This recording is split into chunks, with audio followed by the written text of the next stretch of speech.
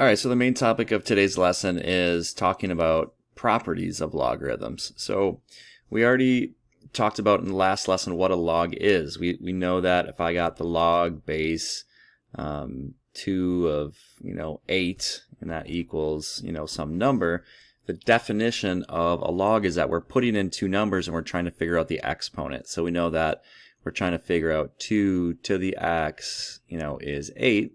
And we can rewrite that as 2 to the x equals 8. So therefore this is 3, right? So now that we know what a log is, we're going to talk about some of the properties that we can use within log expressions. First one is a product property. The product property I want you to write down is simply saying that if I have the log, and I'll say log base b, log of some base, of a product. So let's say x times y. So if I have the log of a product, what that is equivalent to is saying that we can say log base b of x plus log base b of y. There's the product property. And we sort of consider this a condensed version, and we consider this to be like an expanded version of log. And sometimes we want to go back and forth between these two different expressions, right? All right, so that's the product property. Quotient property, right? The quotient property says if I have the log of any base, log base b of x divided by y, that equals or is equivalent to log base b of x minus log base b of y. That's it. Now these all, remember, logs are really exponents, so these are very much related to simple exponent properties, that if we multiply exponents, we add, if we multiply powers, we add the exponents, and if we divide powers, we subtract exponents, right? And then the power property. The power property simply says if I have the log base b of a power, so I'm going to say x to the y. So I'm taking a log of a power. That is the same thing as taking this exponent right here and bringing it down in front and making it a multiplier. So this is equivalent to y times log base b of x. You can see all we've done there is take the exponent and just bring it out in front and multiply it by that log. Again, exponent properties that we already talked about are really the reason why these log properties are the way they are. So, think about your exponent properties. If you have a power of a power, if you got x squared and that's raised to the fifth, we multiply the exponents. In the same way here, if I'm taking a log of a power, I'm really going to take this exponent and you can think of it as just multiplying out in front. They're going to have similar things. Okay. Now, there is kind of a simple proof that basically, I just talked through with some of these properties.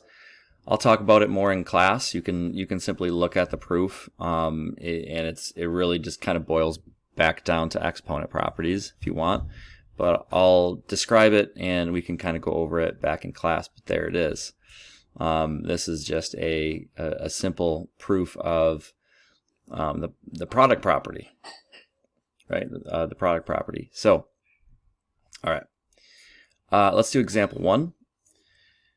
So example 1 says use the log base 13, and remember log base 13 of 12 in this setup is an approximation, 2.262. Okay, it's not a perfect number. Log base 3 of 2 is 0.631. And it says use this information, use this key information to evaluate this right here.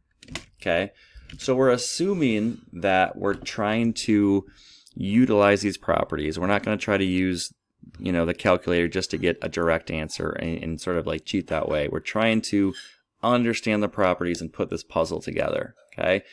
So using the given information here in example 1, how could we possibly figure out what is the log base 3 of 6?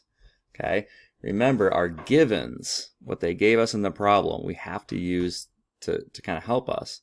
Well, they gave us the log base 3 of 12, and they gave us the log base 3 of 2. They gave us those answers right there. So what we can do is think about, okay, well, can I rewrite 12? Can I use 12 and 2 and either multiply them, divide them, to rewrite 6? And of course, if we divide them, we could get 6. So therefore, think about it like this, right? Log base 3 of, well, 6 is the same thing as 12 divided by 2, right? 6 is the same thing as 12 divided by 2. So we all agree on that. The reason why we take 12 divided by 2 is because that is simply what was given in the problem. They gave us log base 3 of 12 and log base 3 of 2. Well, how do we use this now? So now we would use our log properties.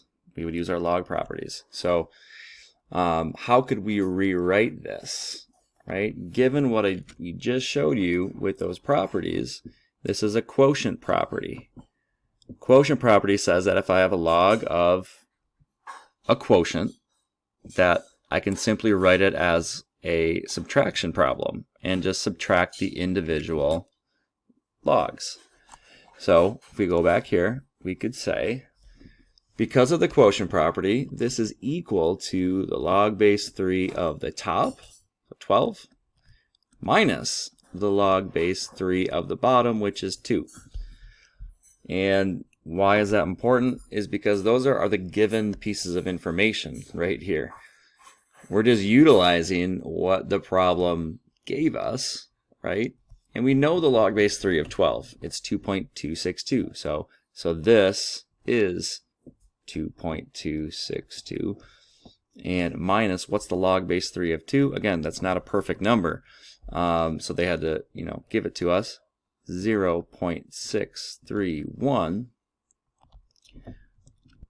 right? So this is going to be 1.631, right? So our answer is 1.631. So yesterday or in the previous section, we were given, logarithms that we could simply evaluate by thinking about the exponent, by thinking about our background knowledge and trying to come up with the exponent. And when we get to logs like, in this case, now we don't have perfect numbers. They're really just approximations. And we can start to utilize the properties of logarithms to help us solve these, a little bit more complicated questions. All right, let's talk about log base 3 of 24. Okay, so how are we going to get this? How do we evaluate this without just trying to throw this into a calculator or throw it into Google? We can rewrite 24. Again, look at the givens. We know that log base 3 of 12, and we know the log base 3 of 2.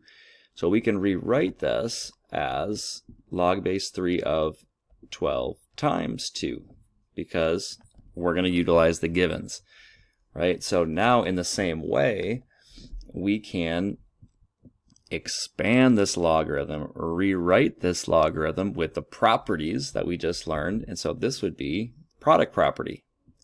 Log base 3 of 12 plus, now we're going to add the log base 3 of 2. So again, we know log base 3 of 12 is about 2.262, and log base 3 of 2 is about 0.631. And so our answer here is going to be about 2.893. All right, let's look at this last one. Last one is a little bit, it's a little bit tricky because we're not going to use both of them. So if we can figure out a way, so log base 3 of 32, okay? If we can figure out a way to rewrite 32 using these logs, or maybe just one of these logs, then we can do it. Key to this one is that 32 is a perfect fifth. It's a power of 2. So we can write this as log base 3, and we don't even have to use the 12 with this given information. We could simply say log base 3 of 2 to the 5th, right? 2 to the 5th is 32, right? 2 to the 5th is 32. And so these two things are equivalent. Now, again, using the last property that we haven't used, right? The power property, we can remember, if we look back, we can take, if we take the log of a power, we can take the exponent and just simply drop it out in front and multiply it by the log of that, base that we had. So let's go back to this. So if we're going to say, we're going to take this 5 basically, and we're going to drop it out in front. We're going to say 5 times the log base 3 of 2. Okay, and the only reason why that helps us is because the problem gives us, in this case, the log base 3 of 2 happens to be 0.631. So 0.631, and this is going to be times 5. So this is going to be about 3.155 as an approximation there, using the properties.